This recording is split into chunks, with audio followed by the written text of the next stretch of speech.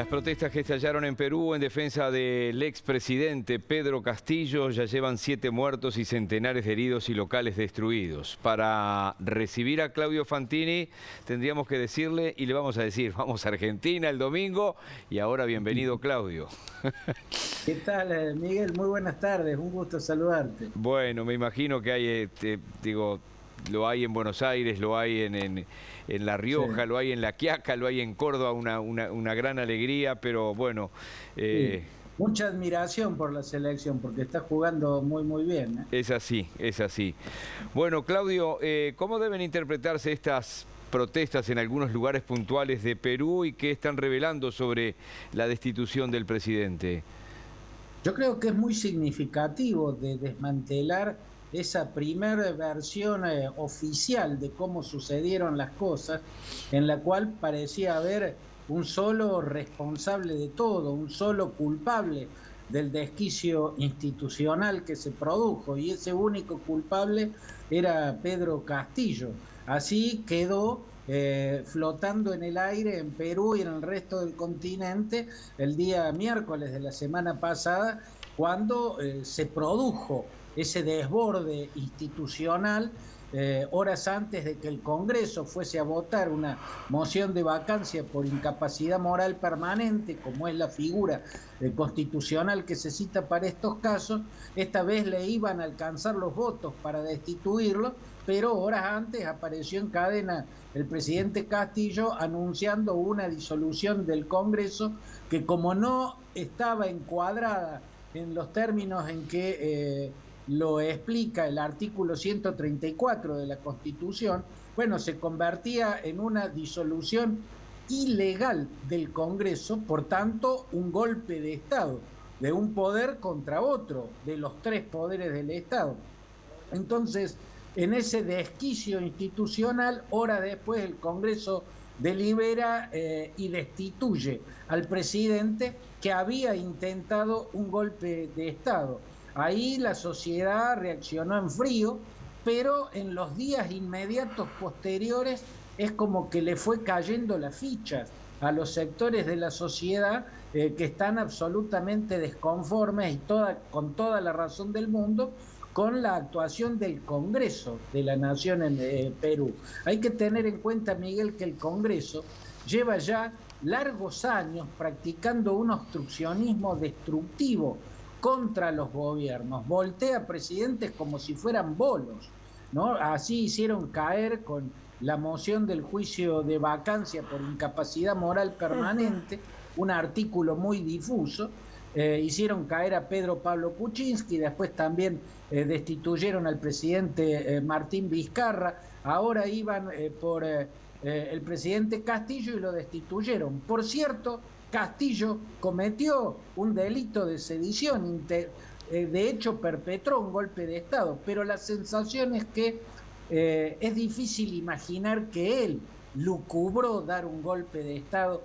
Era evidentemente una persona con negligencias visibles, con incapacidades visibles. Es más fácil imaginar que lo fueron guiando hacia ese abismo, que lo llevaron engañado. Hay quienes en su entorno dicen que lo drogaron o que lo embriagaron con algo y así le hicieron leer algo que si lo hubiera entendido no lo hubiera leído.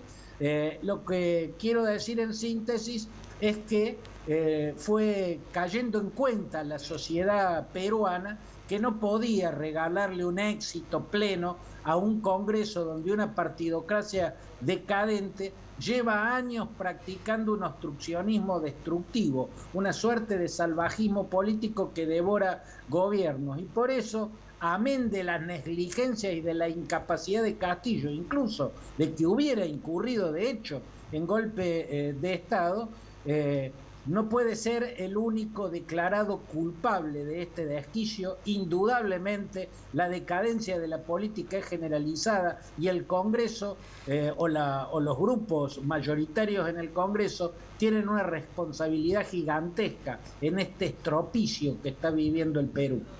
Estoy mirando, Claudio, acá esta carta que firmaron 4 presidentes en defensa de Castillo. Los presidentes fueron el mexicano López Obrador, el argentino Alberto Fernández, el colombiano Gustavo Petro y el boliviano Luis Arce. ¿Fue acertada o desacertada esta carta de defensa, Claudio, en tu opinión? Bueno, yo creo que podría haber sido más acertada si no hubiese dejado la sensación de que liberan a Pedro Castillo de toda responsabilidad en este desquicio. Yo creo que hay una responsabilidad de Castillo, salvo que él pudiera probar que lo habían drogado cuando leyó ese documento perpetrando un golpe de Estado, porque en los términos que anunciaba la disolución no estaban respetados el artículo 134, no se cumplían los requisitos para que esa medida sea legal, como lo fue, por ejemplo, en el 2019, cuando la llevó adelante el entonces presidente Martín Vizcarra. Bueno, si él hubiera probado o pudiese probar que estaba drogado, que lo habían embriagado, que le habían quitado la posibilidad de tener conciencia a la hora de leer ese mensaje, que fue un anuncio golpista, tal vez él podría resultar inocente. Si lo llevaron engañado, que es la principal posibilidad, si lo hicieron leer eso abusándose de sus dificultades por ahí para tener bien los pies sobre la tierra y para entender cabalmente todo lo que está a su alrededor, yo creo que en 1 año y medio de gobierno es muy poco lo que logró entender de la función que cumplía el expresidente Castillo. Pero si lograra probar que lo embriagaron es una cosa, sería inocente. Si solamente lo engañaron, bueno, eso no le quita su culpa y su responsabilidad. Eso debió estar en el mensaje que escribieron los presidentes. Y no está. Hablan del presidente Castillo y eso puede ser interpretado como que están reclamando su restitución en el cargo. Y no sé si eso sería lo correcto. En lo que creo que es totalmente acertado ese mensaje, Miguel, es en el hecho de que piden por la seguridad de Castillo. Castillo está absolutamente solo, lo estaba cuando era presidente, lo dejó solo su partido, Perú Libre, lo abandonó, lo declaró traidor a la causa, lo dejaron solos absolutamente todo, no tenía bancada oficialista. Bueno, mucho más solo, oceánicamente solo, está Pedro Castillo en este momento, y por ende está bien que 4 presidentes de 4 países importantes hayan reclamado por la seguridad de Castillo, de que nadie vaya a dañarlo. Y también está bien que haya una reacción en la región, dejándole en claro a los partidos que dominan el Congreso, particularmente a Keiko Fujimori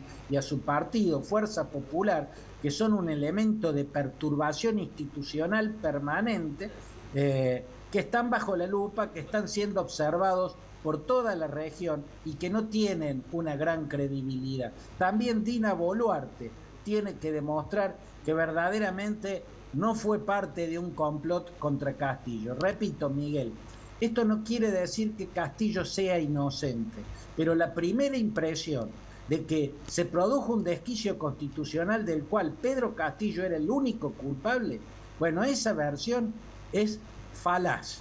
Culpables son todos en Perú, porque los partidos que más gravitan sobre el Congreso están permanentemente generando brotes psicóticos en la institucionalidad y tumbando presidentes, como lo hicieron con Kuczynski, como lo hicieron con Vizcarra. Por eso creo que hay un lado acertado del mensaje de estos presidentes, un mensaje que instigó, que presionó para que se lo haga Andrés Manuel López Obrador, el presidente de Brasil. Él sí tiene una posición de cerrado apoyo a Pedro Castillo. El documento no es tan explícito en eso, pero me parece que en términos generales viene bien que haya un pronunciamiento que le advierta a Dina Boluarte y al Congreso que están bajo observación de toda la región. Un gusto como siempre, Claudio, hasta cualquier momento y ojalá que sea la próxima, ya sea con Argentina campeón. Bueno, abrazo grande, Miguel.